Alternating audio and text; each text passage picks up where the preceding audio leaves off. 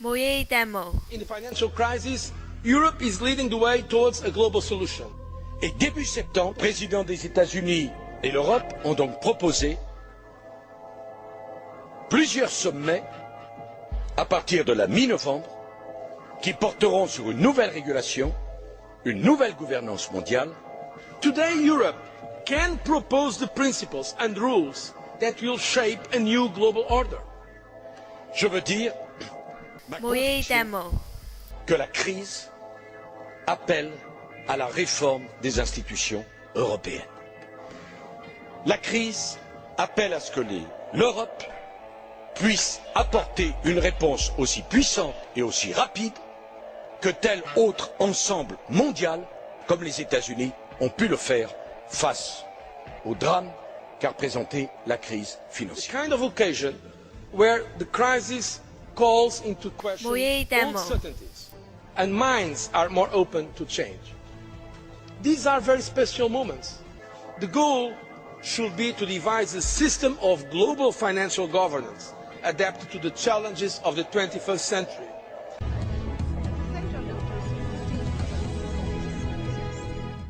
Teaming up with emerging economies, Europe seeks Chinese and Indian help to overhaul the US-orientated global financial architecture. It's a new world order. And why is Europe looking east? And at what price? This is Inside Story. Europe shows its true colors in times of crisis. Et donc, nous aurons avec le président Barroso à construire une feuille de route pour le mois de décembre pour voir comment on apporte une réponse à la question irlandaise. We discovered that the more you look into the EU, the more it becomes clear that it's part of an even bigger global agenda. This agenda is to end national sovereignty and independence and merge more and more control of the world into the hands of a small number of elites who have great influence on large countries and organisations. History has proven how this level of power corrupts and has shown how it's open to abuse, tyranny and repression of the population. We have before us the opportunity to forge for ourselves and for future generations a new world order, a world where the rule of law, not the law of the jungle, governs the conduct of nations. When we are successful, and we will be.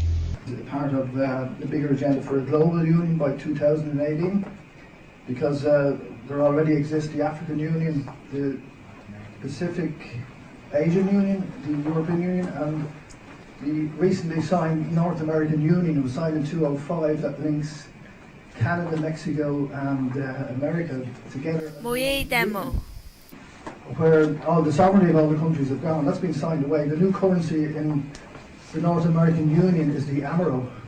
If you Google it, you'll find out about it. It's identical to the euro. And it really paves way for a global new world order. Has anybody on the bench anything to say about it? Anybody familiar with that? I'm not really familiar with that, except one report that all MEPs were sent making the case for a North American Union about a year ago. We were all sent this, and it was very like the European Union, only it was America. Propose new currency for the North American community, which is being developed right now between Canada, the U.S., and Mexico to make a borderless community, much like the EU, and the dollar, Canadian dollar, U.S. dollar, and the Mexican peso replaced by the Amero. It brings open commerce at all cost, and by the way, without the approval of either American voters or the U.S. Congress. We have a real chance at this new world order. An order in which a credible United Nations can use its peacekeeping role to fulfill the promise and vision of the UN's founders. The connection between the United Nations, New York City, and the Rockefeller Foundation is clearly drawn. So if we could play the video, I really would appreciate you watching it. I think you're going to enjoy it very, very much.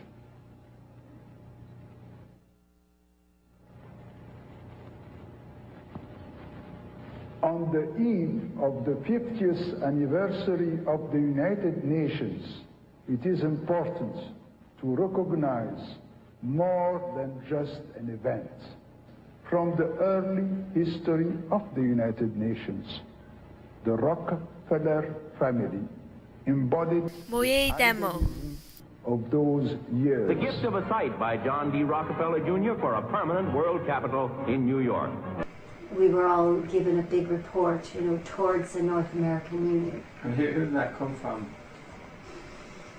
Sorry, I don't know, and I carried it around in my bag forever because, it was a big report, and, I kind of was reading it on airplanes and things, and very much, the same model. You're saying the push doesn't exist, no reports exist. Well, we certainly got a report, we did get a report advocating the North American Union. I can't take it from here. Okay. But they obviously made 700 copies of it and got it into our our boxes. President Bush said that the New World Order was in tune, and that's what they were working for. The UN is part of that government. They're working right now very significantly for a North American Union. That's why there's a lot of people in Washington who don't borders.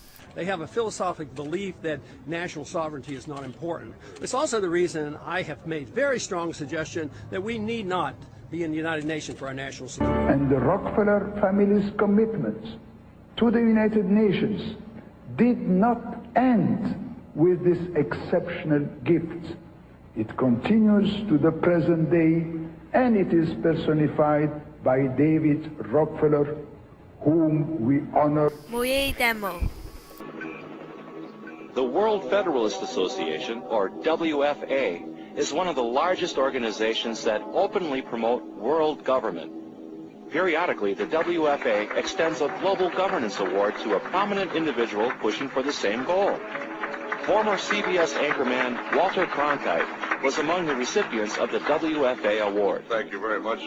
Today we must develop federal structures on a global level. To deal with world problems, we need a system of enforceable world law, a democratic federal world government. In a closed-circuit hookup, Hillary Clinton congratulated Cronkite. For decades you told us the way it is. But tonight, we honor you for fighting for the way it could be. The EU treaty concentrates power. I'm just wondering in the future if that got into the wrong hands, what would happen? And if it gets in the wrong hands, somebody has a lot of power. And this is the problem. We always say, but it won't. But that means you never studied history. Like, what is so different about us that never happened before? That we're so special and so trusted. I think they were more moral 100 years ago. Maybe, in fact, maybe. But there has never been a time in history when we couldn't say never. That someone couldn't ascend to the throne and do terrible things. And it keeps repeating through history. And the more power they have, like the saying, the more it corrupts. The globalist founders of the UN learned that moving straight into the model of global government was tactically impossible. However, gradually phasing out national independence to regional government interdependence by using international treaties has since proven to be tactically sound. Europe sees us in terms of regions. More and more policies are designed to be regions rather than nations. I have a quote here from the Belgian Prime Minister. He said, "We need a European defence, a European army, not just on paper, but a force generally capable of operating in the field, including beyond European borders. I'm advocating a more powerful Europe. In short, I'm advocating a United States of Europe." Yes, so that's the current Belgian Prime Minister, Guy Verhofstadt, who is very strong federalist. So, in conclusion, ladies and gentlemen, a new world is emerging. It is a new world order.